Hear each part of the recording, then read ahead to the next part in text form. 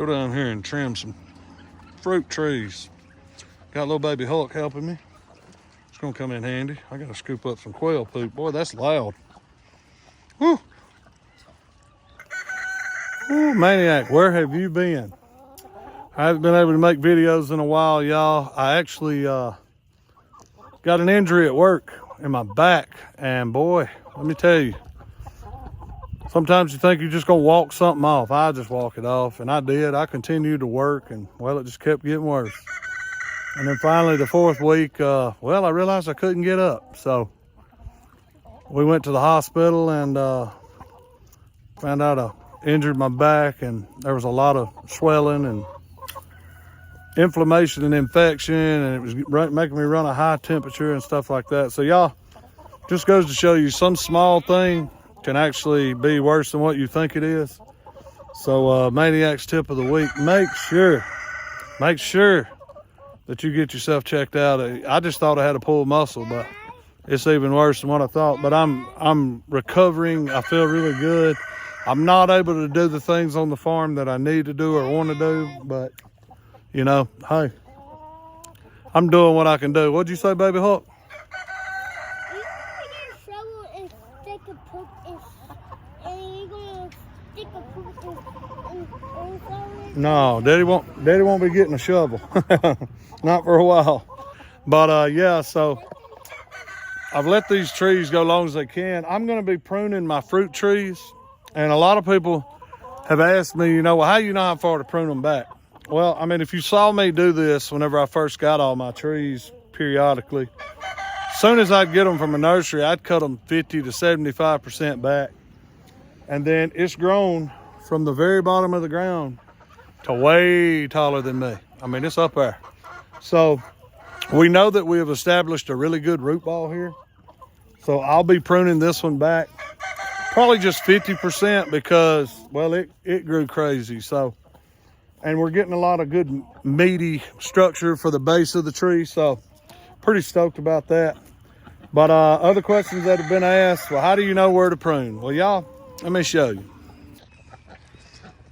Okay, if you'll look right here, there's little nodes all the way up. Little nodes everywhere. There's a node. There's a node. You want to cut it just above the node. Leave a little bit of, you know, just regular wood meat in front of that right there. We don't really have a branch to turn this back to. So I'm just going to go to what I was going to do to begin with. And we're probably going to remove about 5.5 foot out of this tree if I was to guess the height. So we're going to go above the node. Let's, and where you choose your node is the direction that it's probably going to grow. So we're going to cut it right here. We'll cut it right there. And yes, we're just going to chop and drop it, y'all. Chop and drop it. That one's going to come to the side. This one here, cut it in between the nodes. Right, leave some meat above it, like so, as you can see here. And you just go around your whole tree and you remove anything that's growing inside the tree. Let's go ahead and finish this top job here. There's a node right there. So we've got most of it pretty much done. The side shoots here, we're probably going to remove this one. That's what we'll do. That one will get removed.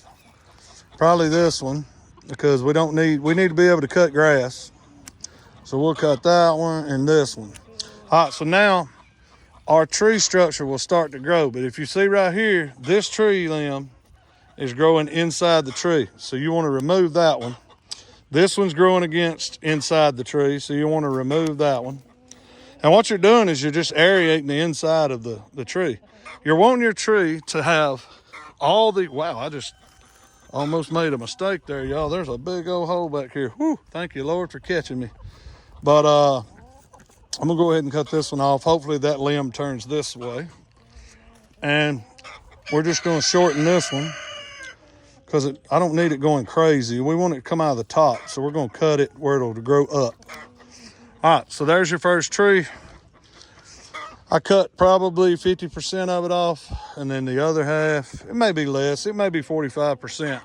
But that's the smartest thing to do. Always cut above a node and look which direction that node is turning. because a lot of times you can change the direction of your tree by doing so. Are you trying to feed the babies? Push it through the fence. There you go. Little man there loves playing with the chicken. Watch Gerald Paul now. He'll get you. Gerald Paul's no joke. What is that, paper? Son, what the heck? Oh, they'll be out. They're not going to eat it. They just inspected it. Let's get back to trimming. So, everybody was asking what happened. So, I got up one morning to do my pre-trip, my walk around my big rig. And as I was walking around, it drops off. It's like a lot of gravel there and drops off. And whenever I stepped there, it dropped off with me. And well, I figured it was just a pulled muscle. I didn't think it was that big a deal. So I continued to work. And I thought it was going to get better. I really did. But, well, it just kept getting worse, y'all. It kept getting way worse. And then finally, my wife was like, "You're not going to be doing this. We're going right now to the doctor." So we're just going to remove this one in here because it'll aerate the inside a lot better. Because you don't want all your tree limbs growing into each other. You want them to grow away from each other. Like, we'll turn this one back so it'll start growing either back or up. Yeah, buddy. The whole pile of water. Yeah, don't get in that water, buddy. Don't get in that water. We're going to turn this one back.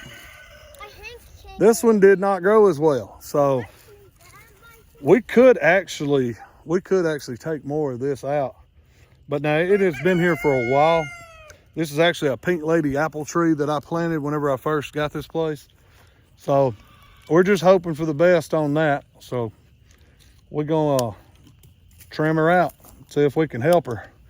And a lot of people was like, "Well, I don't want to trim mine." Well, y'all, sometimes when you prune a tree, it activates growth in that tree. So sometimes you got to do, even if you don't want to. Like, I've let these trees grow and it hurts me to cut them, but I need to see some better results out of them. So we're going to top the trees.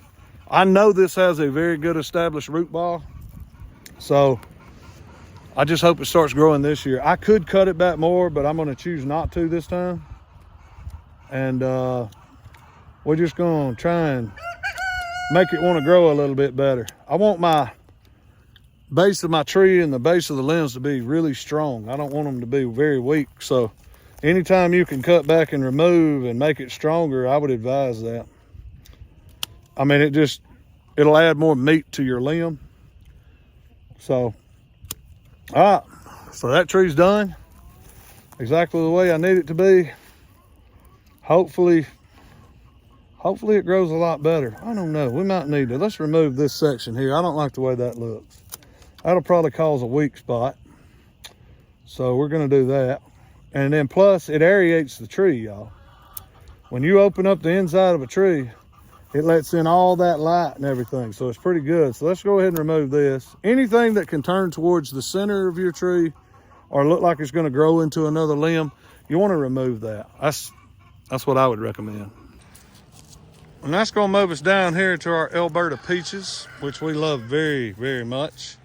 I will say this, I am gonna remove those two lower limbs because, well, I want the tree to grow a certain way. And if they don't get removed, then you're gonna have some really low limbs that you're not gonna be able to get around. So I'm gonna go ahead and take care of those and get this tree pruned out.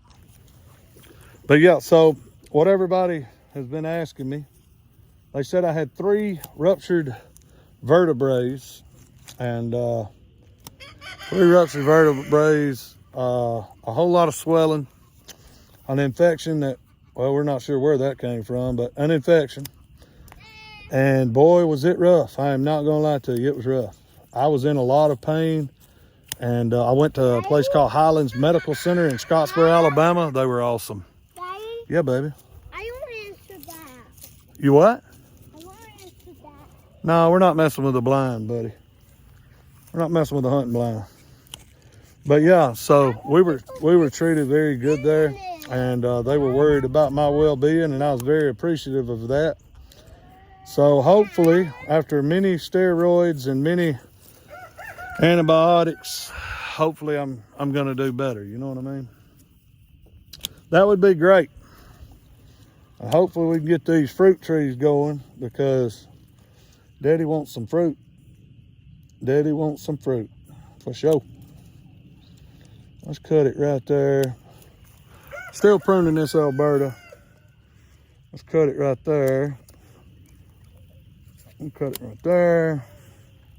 And right there. We're going to remove this limb going down because I don't want a limb going down. All right. And there's all she wrote right there. So, I know I haven't posted a video in a long time, and this is probably boring to some of y'all, but some people ask me, you know, how do you do this? So, that's why I'm doing this, and I'm not able to do any hardcore stuff right now. But each one of these nodes, you want to cut just above it, though. You want to make sure that you take care of any lower limbs during the winter time. And some people say, well, I'm not pruning mine. I'm not telling you to, but I want mine to bear fruit. And everything that I've done and studied and paid attention to, well, it's done me a whole lot of help. So we're hoping that we get another good crop of peaches this year, because y'all, this is the smallest tree that I have right here. Smallest tree. This thing was loaded with peaches. That one had none. Ain't that something? Nothing. So this is the tree that wouldn't grow good. It's an Indian blood cling, and look at there, y'all. I thought it died, and this thing come back, boy, with a vengeance. It's ready to go. It's ready to go. So we're going to, I don't know if I need to mess with that. We'll cut it there. We'll cut it there. Well, it won't cut. It's too little. There we go. But I was told that when you trim it, it actually activates more growth. And, well, I need it to activate some more growth, y'all, for sure. All right, so that one's pruned, ready to go. And then here's our Honeycrisp. As you can see, it grew very well. I cut it 50% to the ground, and look at that. That bad boy's something. However, I do need to remove this lower limb. As you see, it's growing up in the tree. It's a pretty limb, but it's gonna be a mess one day. So we're just gonna go ahead and remove that limb. That way it looks more uniform. And we're gonna get this one gone. We'll remove this one. All right. Now all we gotta do is prune the rest. Last but not least, we're gonna do these pear trees. I got a Moonglow pear and a Bartlett pear, and then the rest of them are plums and a Damson plum over there. So that's what I'm gonna get to doing right here. But don't play in that water, buddy. Y'all see this mess? You lead a kid to water, he wants to jump in it. But I want to thank all of you for your prayers. Every one of y'all that's sent me nice messages and stuff on TikTok and stuff like that. I really appreciate it. I am feeling a lot better. I am taking it very easy right now because I plan on going back to work on the 17th. Hopefully it happens. All right, till next time, I'm your boy Maniac, y'all. We out.